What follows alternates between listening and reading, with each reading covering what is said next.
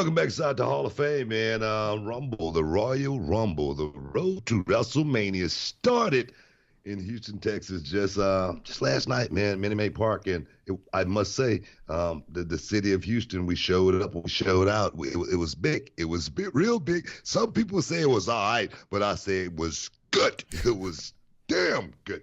And I was right in the middle of it, and I was having a lot of fun. I had about, I don't know, probably 20 tickets that I had given away for all of my people in the city of Houston, guys over there at Temple Creek Golf Course. Hey, I appreciate you guys for always hooking me up when I come by, man. It's a barter system. It's a barter system. I take care of you, you take care of me. You know what I mean? You holler at your people, they'll talk to my people. It's one of those type of deals, man. Ken Kershaw, my other golf pro out there, man. I appreciate you guys for coming out and checking it out, as well as Jacob. Yeah, shout out to really, Jacob, really man. good friend. Jacob came out and hung out for a minute, and definitely a big, good time for everybody. Good time for everybody, Yeah, man. man. But the I tell you Rumble, what, man, that will call line though, brother, was no joke. There were so many people Yeah. trying to get into the Royal Rumble, and it was such a highly sought after event. I mean, I waited in the line for the will call tickets for about an hour and 15 minutes. I talked to Patrick Creighton, who said that he waited 3 hours to get inside the Royal Rumble to pick up his tickets and get inside there. Now, that tells you one of two things. It tells you, one, it was a highly anticipated event, and everybody wanted to get in there, all 42,000 plus. And two, Minute Maid Park, we gotta up our game. The Astros might have won the world championship, but I don't think the staff did, if you know what I mean. Oh man, but no, man, it was off the chain, man. It was off the chain. But I tell you, the one thing that people were talking about as far as the Rumble go was a lot of injuries, man. A lot of guys got hurt. Yeah. Last night, I saw AJ Styles. He looked like he was pretty banged up, pretty good. Yeah, they're saying separated shoulder for AJ. Yeah, looked like John Morrison took a bad bump. It looked like Ricochet, man. The way he went out there, man. I was like, man. Yeah, so I tell you, the game has definitely changed, man. On the way the Rumble and the way the superstars go out there and take it to another level and push it to a degree to where I go, man. I don't know about that bump right there. What do you think about that? Yeah, I mean I didn't see exactly how AJ hurt the shoulder. People were saying that he just landed weird on it when he took a spear from Edge. But that John Morrison one was frightening. It was a frightening bump the way he went out of the ring, because I think it was a German suplex from Brock over the top rope, and Morrison went flying. I mean, and I'm like, hey, brother, you just got back in. We don't need you on the shelf, you know? I mean, it was scary. It was frightening.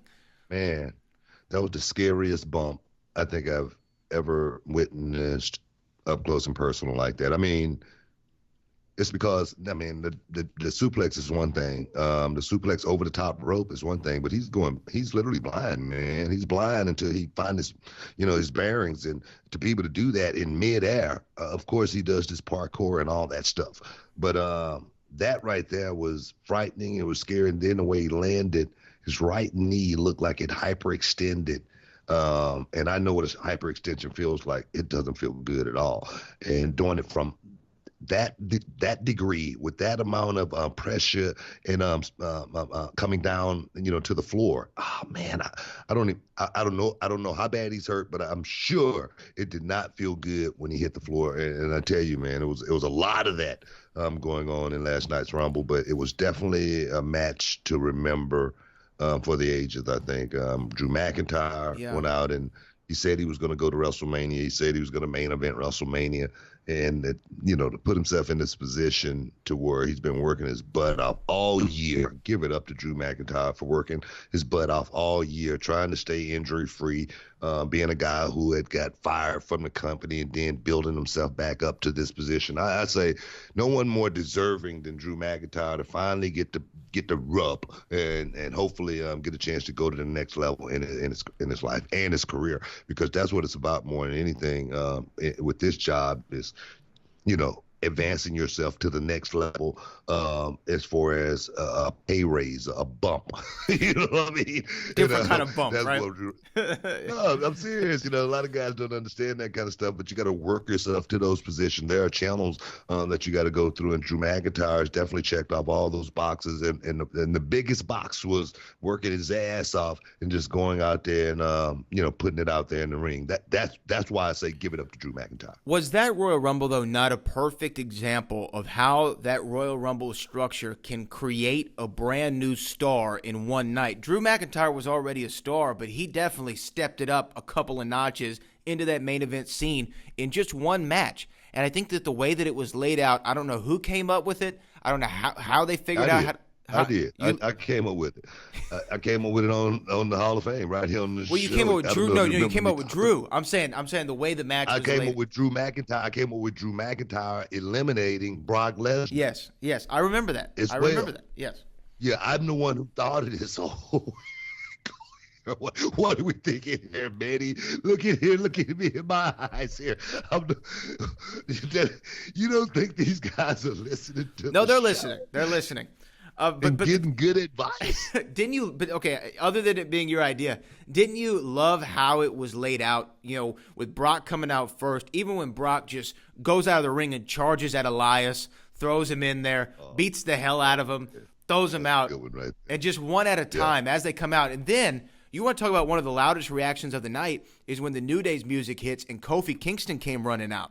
And Kofi and Brock kind of had that little exchange to get back from the title match. That was a moment there for a second too, and I got a chance to talk about Kofi Kingston being a little overzealous in the first fight, the first contest, and then coming out and pretty much did the same thing he did in the first bout. Got some extra time in. He got some extra air time. So definitely. It was good. It was good. The people went nuts. They went nuts. And then I think another big moment was Keith Lee. Keith Lee's a guy who came through Reality of Wrestling. I remember. I think he did one or two matches with us, and you could tell that he was really, really good. And that was another moment to where when he came out, he felt like he was a big deal. No, Keith Lee was definitely. CM Punk, said some stuff about him on the WWE backstage just last week, and he said he was his pick actually to win the Royal Rumble match. So I wouldn't say he was his pick. He said Keith Lee should win the Royal Rumble match. I don't know why. Keith Lee should have won. This ain't like just passing out, candy here. This is a big deal. And you got to pay your dues. I think I've never won a Royal Rumble, and I worked in the company, 20 years plus. I never won the Royal Rumble. Keith Lee, get his ass to the back of the bus. I'm just playing.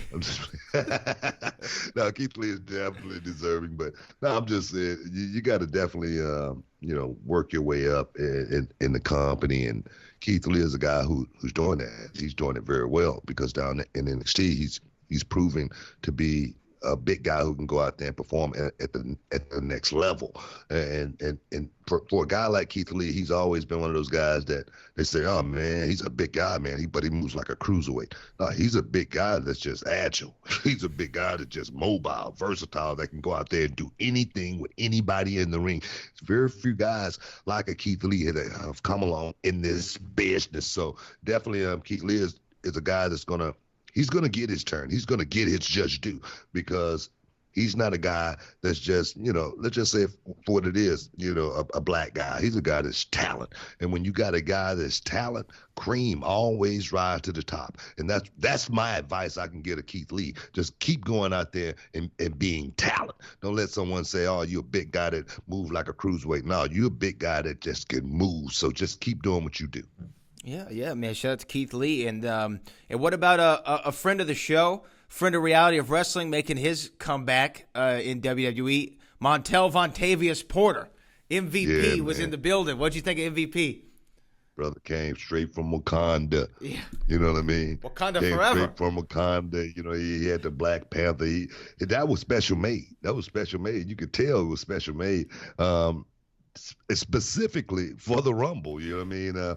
But the one thing I said was after he went out, the vibranium must have didn't kick in properly. but no, but no, it was great.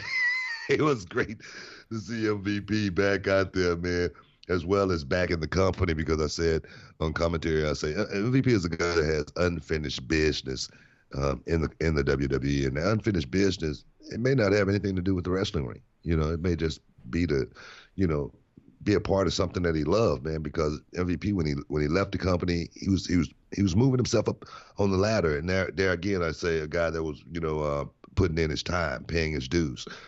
Speaking of Keith Lee, man, MVP was doing that, and then abruptly left and went to New Japan, and then all of a sudden, you know, worked a multitude of other, you know, smaller companies and whatnot, and now realizing, man, let me get back to what a real play is, and that is, you know, WWE for guys like a MVP who has been around, and he's not one of the youngest guys on the roster anymore. He is a guy that's got a lot of knowledge that could actually, you know, drop it on some of these younger guys just coming up. So I say big ups for MVP being back for as long a short time that it may be. Hopefully, it's going to be a little bit longer on this run, because the brother, he's gotten fired from every company he's been in. Hey, guys, stick around. You're in the Hall of Fame.